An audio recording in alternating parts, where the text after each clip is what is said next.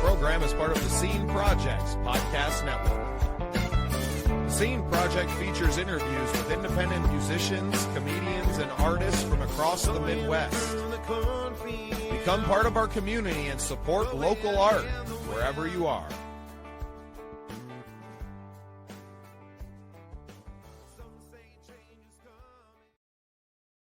Well, welcome into another exciting episode of The Scene. I'm your host, Bubba Startz, and with me today is a fellow podcaster, Pete A. Turner from the Break It Down Show. Welcome in, Pete. Yeah. Hey, man, thanks for... Hey, the thing I always say, because and I'm really talking to you right now, Bubba, it's hard to do what we do.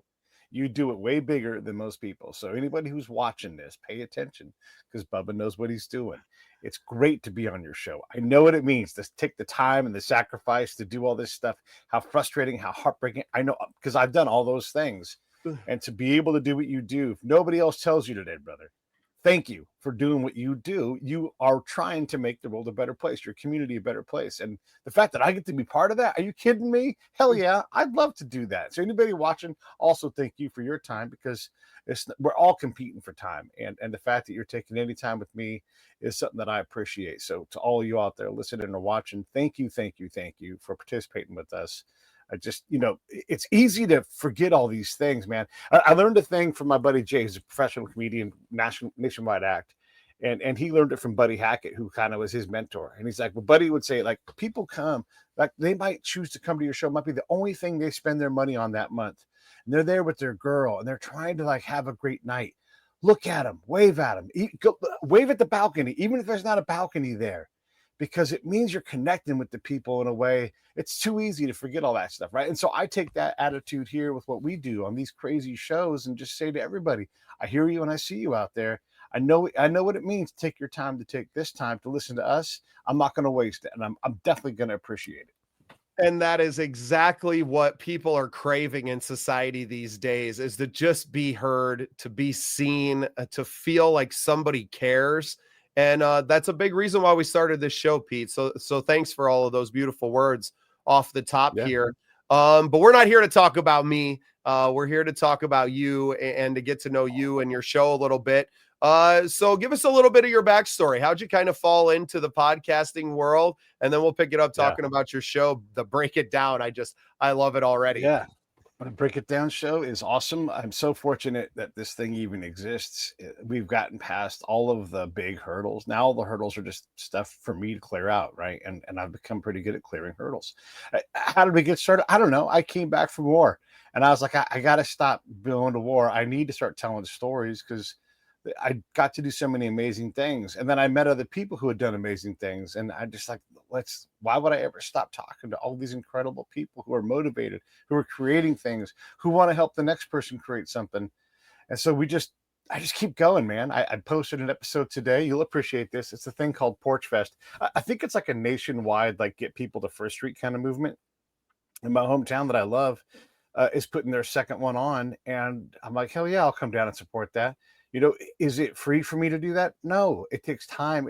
I was recovering all Sunday just from the travel, because I drove 10 hours inside of 24, and so it's like, man, to go do this, right? I got maybe 10 hours inside of like 30 hours, but I was up for 20 hours straight one of the days. And then I got up and I was exhausted, but I don't care, because I want things like Porch Fest to succeed. I want the local businesses to succeed. I want people to come out and see my hometown and how great it is. And all these musicians that are going to get time. Man, I love stuff like that. And so the Break It Down show isn't all that, but I am trying to, and I saw your guys' motto in your intro video, I'm just trying to enrich lives as much as I can. And I provide opportunities. I can't force anybody to do anything. But what I try to do to Break It Down show is find things that are interesting, fascinating, neat, build friends, and bring those friends back over and over and over again, so that we all can get to know that, like, if you read the most impactful book of your life, and it was, someone that was written last year, I can get that person on my show and talk to them about that book. And then I can bring my friend who's like, I read this most impactful book, and they're waving at my face. I'm like, well, let's get that person on my show. My friends who know that I have a show have no idea that I can just simply reach out and almost every single time get that person on my show, and now put them next to that person that they admire so much. I really like that. I really Yeah. like that. And that's kind of what we just launched a new show called Love Noise on our network. Mhm. And that's kind of what it is there too, right? A chance for us to go live on our YouTube and to really start to engage more with our fans. So many of these episodes, as you know, being part of the business, I batch episodes. I got 16 interviews this week. Some of this content won't get seen for months and months and months, right? So by the time that it actually airs, sometimes I've kind of forgotten about doing the interview at all. And it creates a little bit of a lag, right? But I really wanted to do was to start engaging with our fans. I've only been doing this for 18 months, Pete. So, Mhm. my first goals, that first hurdle, right, was 100 episodes. Can we shoot enough content to release 100 episodes? We got there in like 9 months. And then it was like, okay, we kind of know what we're doing.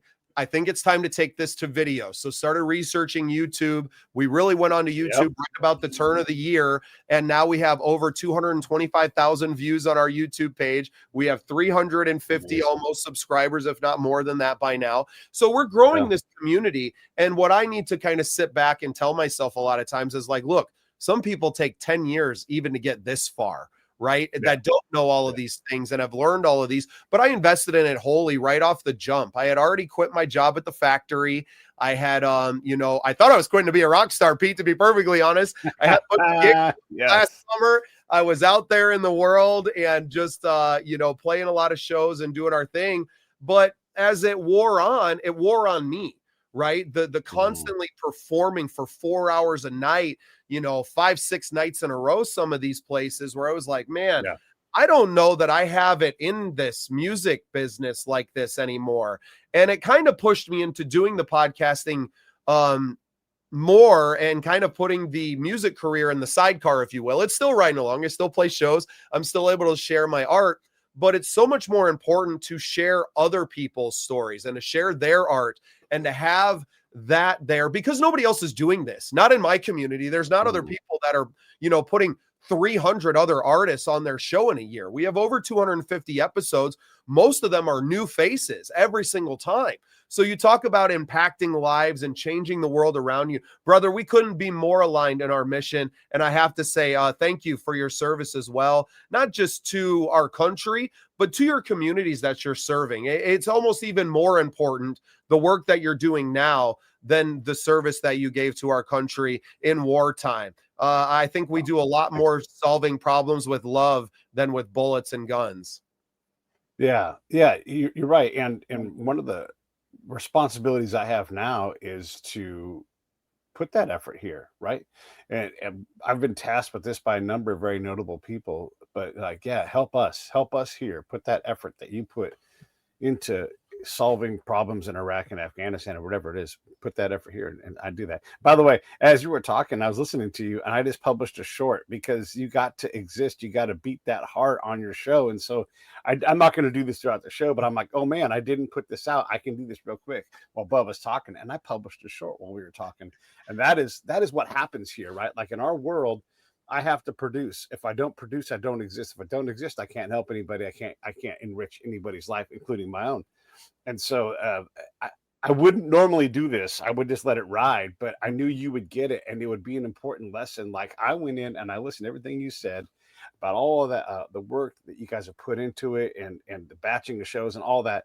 So I heard everything you said, but I also have the ability because look, we fly an airplane. We're one-man bands. I'm rubbing my belly and patting my head right now, you know. And I got Chewing cymbals bubble between my gum knees. and chewing bubble gum and playing hopscotch Yeah. too at the same time. You know what? In our world, we put our pants on 2 legs at a time. I jump right in. One leg in it. Yeah. Nobody's got time for one leg in it. So, and that's why I bring that up is we know where the work is, right? And this is one of the big lessons for anybody in the podcast world or creative world, or like you're going to start a band, right? You're going to start a record company. You have to figure out where the work needs to be today, tomorrow. What are the things like it's fun to get, man, and then we'll be at the Oscars and I'm going to wear that shiny jacket. Like you're too far ahead. What's right now? What do we need to be doing? And right then I needed to publish a short because I didn't do it at 9 o'clock, right? I'm in the West Coast. So that is a big thing. And when you're looking at batching, and this is just me just talking to you, podcaster to podcaster, you need to push more shows out per week.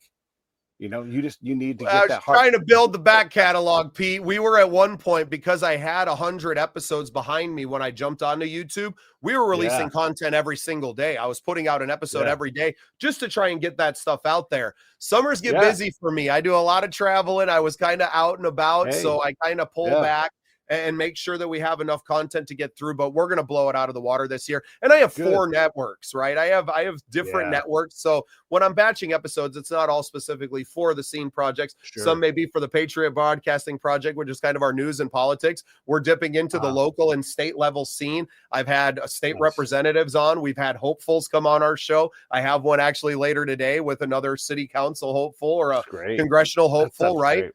Well, and then we have the Get Better Together project, which is more a platform to have long form conversations and shedding our shit, if you will. A shout out to my friend Fire White for saying that on my friend Willie's let me jump in here, because I do very similar things here. Maybe not as concentrated as you, but I think it's valuable.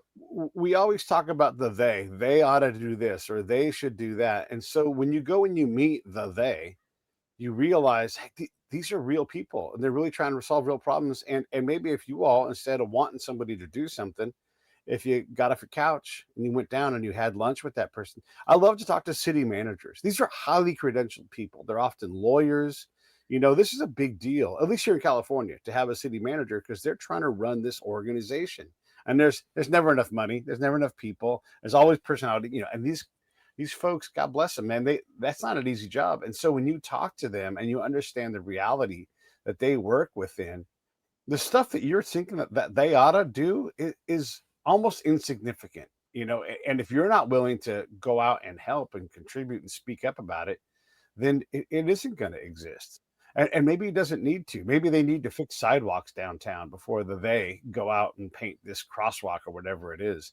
And so by creating a show like you have and like I do, and you bring on not just the president of the United States, but also like, hey, this is the mayor. Hey, this is the city manager. Hey, this is the emergency manager from your county. Do you know how hard that job is and how much responsibility? And quite often in a lot of the nation, that's a second job within the government job that they already have. It's like, oh, Andrew, the emergency manager. And so to understand what these guys have on the line, and then when an emergency shows up, you know, and they're like, but I'm also the dog catcher. You know, well, and I live in rural South Dakota, Pete. So everyone wears multiple hats around here, and we know intimately, right, our people on city council, and you know, my town's 1,000 people. South Dakota as a whole probably has less people in it than the city you live in, right? We're 800,000 or less in the entire state of South Dakota, right? There's 3.5 million people in my county. 3.5 million. It's crazy. You know? There's 800,000 in my state. It's 500 miles long and 400 miles tall. And this is part of this point. This is what I figured out I figured this out by walking through villages in Afghanistan and talking. I used to be a spy. That's what I did, right? So I got to know a lot of people, and I would see what's the ground truth is, right? And when we do that for ourselves, and we talk to the guy who's the dog catcher / the veterinarian / the emergency manager / the, you know, whatever, plays piano at the church, all of a sudden you realize, like, I should just be helping this guy, not criticizing him, you know, or, oh my gosh, how do we help you? Or, you know, where's, and people become more human, and we become more graceful, and we become more understanding that all of these problems, there's not enough to go around. I certainly don't want to go mow all the lawns and you know, the government lawns around the town. Why would you want to do that? But you do it. Oh my God, who's cleaning these toilets at the city park? Oh my God, there's someone doing that. You don't even think about these things. Someone's out there when it's cold, and I know it gets cold where you guys are, and they're doing whatever it is to make sure that everybody in town stays safe. We lose sight of how hard that work is, how thankless, and it's not great paying work. You know, it's all right, right? But when you get to know these folks and they become your neighbors, and you can have coffee with them, and they get to talk about something besides just their work, man, you really have made a connection and tied that community together. And our shows do stuff like that. My personal attitude about all these things, I'm the nicest guy in the world when I go to my grocery store. I'm never in a rush. I know everybody's trying to get me through there. They're trying to get me great products. And when I see my grocers, I consider them my friends, and I get to know them over time. And when they leave, I'm sad that they leave. One of my favorite cashiers works tonight. Guess what? I'm going to shop tonight at my local grocery store because I love that dude. And we have just these little 30-second conversations, but that's what it means to get off this damn, look, we need these things, right? But get off this damn thing and go out and get to know your grocer and understand who they are and what they do. And, maybe they need help with something. Maybe they don't. Maybe they need just to get out of the house and have a good time. And you're like, well, why don't you come down to this park where they have all these bands all summer long? And you're like, someone does that? I mean, you know how this is. You put together an event and everybody's like, you put together an event? When? You're like, I've been working my eyes out trying to put this thing together, just come down. All we want you to do is have a great time, right? All this stuff goes into what we do and how we live.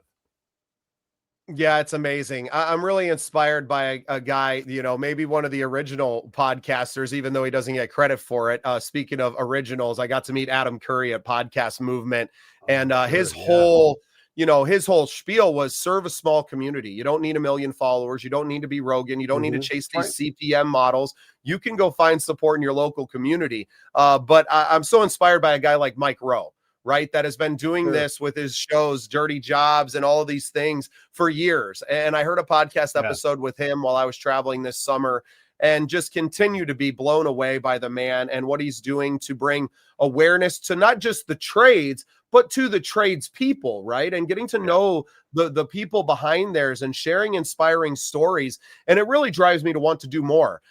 Pete, you'd be very proud of us. This week, we started a show with our local high school football team to highlight some of the plays from the weekend before. I got the coach who my wife works at the school, so we work out there in the high school gym. And the high school football coach is there, and we start talking ball, and I just get a wild hair, right? Where I'm like, hey, would you like to sit down with me on camera and to talk a few plays through for me? And, I'm kind of a simpleton, I'm a football fan, but I don't know what's going on behind the scenes, right? So we got to stand in front of the screen and have him do the plays for me. And then I'm able to get access to all of those highlight videos and to produce the show to make it look like, it's not perfect like an ESPN show would be, but you could see the potential. And that's where I'm kind of throwing it out to the community. And I was like, look, I need support to do this. It took me an entire day to edit all of this, right? But if you can support this, I am more than willing to give my time into this and then turn it around. We can make a scholarship. We can make this a cab of the week to accentuate and highlight these young student athletes and to turn this into really something amazing. So I'm so in love with what I'm doing, Pete, and it's really thrilling for me to talk to someone else that's so on fire for this trade that most people still don't really understand what it is, right? It's not just it's not just us talking to our friends and God bless all the people with different style of podcasts. Mine is about serving the communities, and my communities are varied. I have my music community. I have my, statewide community, which is the Patriot Broad, but I also have my community of people who are, addicts or former addicts or have been to prison like I have, or have, people that are coming from a life that's not picket fences and the leave it to beaver kind of lifestyle, right? Yeah. My life was hard and I've been through a lot. And the only way we keep other young men and young women from going through that is by sharing that now and not waiting until it's too late. So I've been having a great time doing this the last year and a half of my life. And I can't imagine at this point doing absolutely anything else. This is all I think about all the time. And it's not about me. It's about how I can serve these communities and continue to be a blessing to others. It's true, man. And I have tried a number of times to quit, and I just can't do it. I'll back off. That's kind of how I refill my pond. But I put out a show 5 days a week, like that's my pace. And I can maintain that. And then I'm like, I've got to back off because that 5 will grow into 6. It'll grow into 7. And I'll just be people. And my show is so established and successful. And again, no one's ever heard of my show. Here's the thing, everybody. Like, if you want to get to where I'm at, 10 years, 2,000 plus episodes, it takes a long time, takes a lot of work, but there's benefits. And along the way, I've met incredible people. My life has been changed forever by my podcast. The people that I know, the people that I can still meet, the rooms that I get to get into while we were sitting here. Right? Pete, I'm covering a PGA Tour event this week because of this silly podcast I started, right? Where it's just like, what is this world that we live in now? But when I got a Elon Musk text. said, "We are the media," I really took it to Well, he's heart, and right. I was like, "Oh, He's right. you're right." Yeah.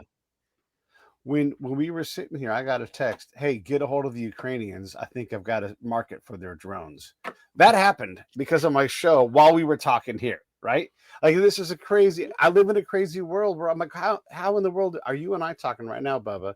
And we're talking about podcasting, and I get this potential purchase order, right? And I'll get a little taste of that deal, right? Hopefully it happens. So, and I'm not like an arms dealer, right? But I am a spy. I do connect people. I understand the value of these things, and people start to appreciate the things that I get to do, and they ask me to do other things for them. I'm not doing anything illegal here either. This, as weird as that might sound, this is all legitimate business, right? And it comes from the podcast thing. So if you're thinking about making a podcast, look, not everybody gets to do it. Not everybody gets to get 10 years in. Not everybody gets to do what you've done in 18 months.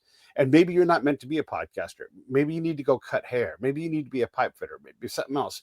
But give whatever it is a shot, and it's all right to fail at it, and just say, hey, that didn't work in that form, right? Let me try again, or let me never go back to that again. I haven't touched a golf club in 20 plus years. This is a true story, right? I lived in Vegas. I worked for a golf magazine. I could play all the golf I wanted. I'm on a world-class course with some of my friends from out of town. In the middle of the seventh hole, I said, "I'm done playing, fellas." And they're like, "Oh, you're gonna play to the turn?" And then I'm like, "No, I'm done right now. You all will figure out how to get around on your own cart."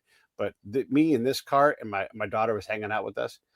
We're headed back to the clubhouse, and, and I never swung a club. Never had it. I wasn't mad at golf. I just had reached my lifetime limit on what I had to do in golf, and I had never touched it again. Right. So it's fine to quit something and say, "Hey, that's not what I do." You want to persevere, but also you don't have to suffer to persevere. You can say, "Hey, this podcasting isn't for me. I don't see the path. I want to support Bubba." And here's a great thing: support Bubba. Like I've got this thing that scrolls across my thing that no one ever talks about it.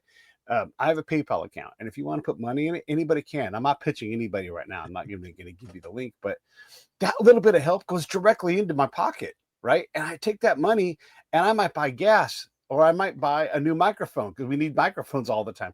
All this stuff, it all comes from that community connection that we create. And I'm telling you, man, it's this world that we get to do. Elon's right. We are the new media, and we get to hold other media accountable. I'm on X all the time, and I see these reporters do their because I'm a spy. I know a lot of people. I've learned a lot about information operations, psychological warfare, right?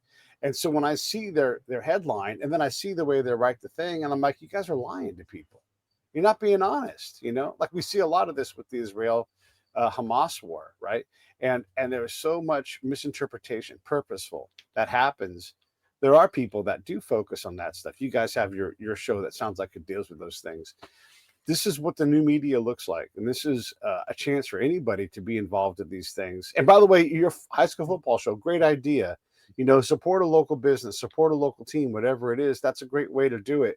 And maybe there's someone at the high school. It's like, I would love to get involved. And now you got a little protege. You teach them. They're going to fall out and fail. Who cares? You Pete, create that's an the best opportunity for part is someone to that do it. the high school's already doing it. They're already broadcasting all the games on YouTube. And one of the students, I realized when we were at the volleyball game last week, they have a student Yeah. who's doing the broadcasting. It was her first time on there and everything. And I just went up and was like, look, I can't hear the broadcast, but you're doing a great job, right? You're doing Yeah. awesome. Like, just keep on going. And now, having talked with the AV teachers and what they have going on, that I'm able to go and, offer my thing. Like, do you guys ever talk about podcasts and podcasting? And like, no, we don't. I would love to at least come in one day and to deliver a talk and to tell people about what I do and to show them what I do now working in the school. And we have plans to take it into all the different sports. I mean, they deserve it. These kids deserve it. And there's no reason that just because you live in a small town doesn't mean that you're not worthy of being highlighted, right? Yeah, And right, like I said, the further you get into it, the harder it is to pull yourself out. The podcasting world's like quicksand, Pete. It is true. Your mind will always spin, and it will distract you. But yeah, you do that is like the next pro level step is how do you focus on where the work is and what shows deserve your attention. I talk a lot about filling up a plate. Like, if your plate is full and you want to do a podcast, okay, what are you going to do about that? Because you can buy some capacity, because that's what it sounds like you need to do. Or You have to get something off your plate. And maybe it's something easy, like I'm just not going to be on the phone for 5 hours a day, you know? I mean, Right. and look, we all fall into that trap. So now you're on the phone for 2 hours a day. You still get to go do all that stuff. But for the other 3 hours, you work on your podcast. And then you start to change your life in a positive way. Or you go work out for 1 hour and then you spend 2 hours in your podcast.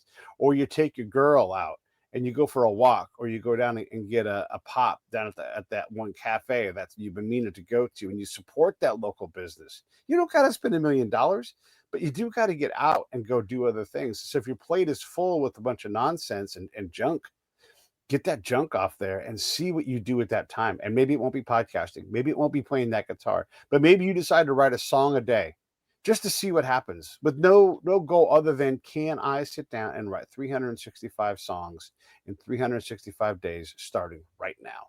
I've always wanted to write. Okay, great. And you do it, right? And if you do nothing with those songs, that's all right. You can always say, I spent a year and every day I wrote a song. Every single day I wrote a song, you know?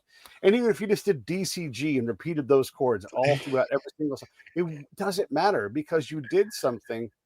And it's so much more than, and there's nothing wrong with, I scrolled to my phone this morning too. All right. So I'm not saying that, but Right. Well, I'm laughing so hard because I had a friend, Clayton Ryan, friend of the show, that started off on that at the beginning of the year, and he got about midway through April. He's like, I got like 50 songs now that I need to record and to get them out there. And it's like, brother, think of that output is just incredible, man, because he was writing some really good material. They weren't throwaways. And now it was like, well, holy cow, like I need to slow down, right? I need to change shift my attention a little bit. Pete, we could sit here and talk all day, man. And it's been such a pleasure getting to know you a little bit here. I know we'll be talking again in the future, but before I let you go, give you a chance to tell everybody where they can find you online and where they can check out your show. Yeah, super easy. Just type in Pete A. Turner. I'm on X a lot and YouTube. You can find me in the other platforms and stuff. And if you just want to ask me a question, Pete@breakitdownshow.com. Super simple. I'll say it again, Pete@breakitdownshow.com. And I'm glad to talk to you about whatever it is that you need. I don't care about your idea. I care about what you're going to do. And if you're going to go get busy and get to work, then that's great. And watch my show. If my show is your cup of tea, awesome. I'd love to have you. We'll have a great time. You'll love what I do. And if I'm not, hey, awesome. It's all right. There's a ton of people you can go out and support. There's attention for everybody. I hope you all have a great day. Thank you all for listening to me rant and rave about this great life of being podcast host. But man, I appreciate you, Bubba. Thank you.